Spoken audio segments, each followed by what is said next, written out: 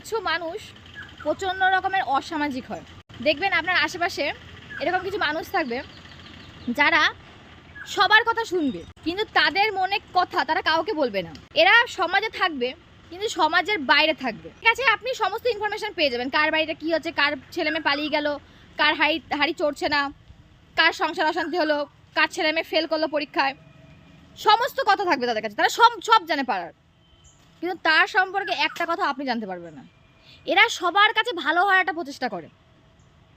এই সমস্ত মানুষ না প্রচণ্ড লেভেলের টক্সিক।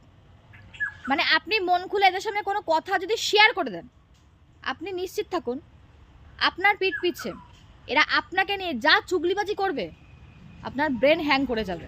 না, ঠিক সামনে আসে না।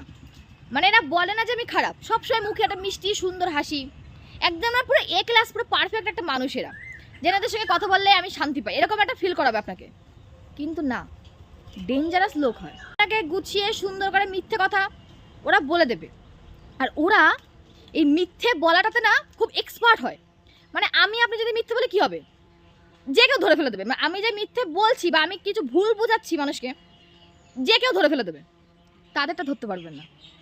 এত সুন্দর করে এরা পুরো গেমটাকে রচনা করে। ভাই, মাইন্ড গেমের পুরো পিএইচডি করে রেখেছে এরা। যদি বাড়ির পাশে, ঘরের পাশে আর যদি জীবনে থাকে, সবার আগে কেটে বাদ দিয়ে দিন, এরমভাবে কাটুন, না হলে কবে ওরা আপনারই তার কেটে দেবে। এই লোকগুলো না প্রচুর চাপা স্বভাবের হয়।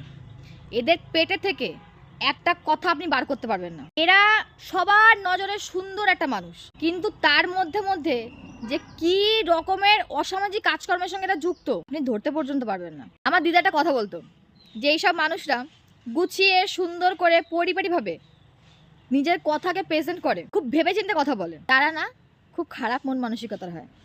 একটা মানুষ ওই বলে মিষ্টির হাড়ির মধ্যে যেন তাকে কেউ বসিয়ে রেখেছে, সবসময় মধু বেরোচ্ছে তার মুখ থেকে। খবর নিয়ে দেখুন কী রকমের কালচার করে।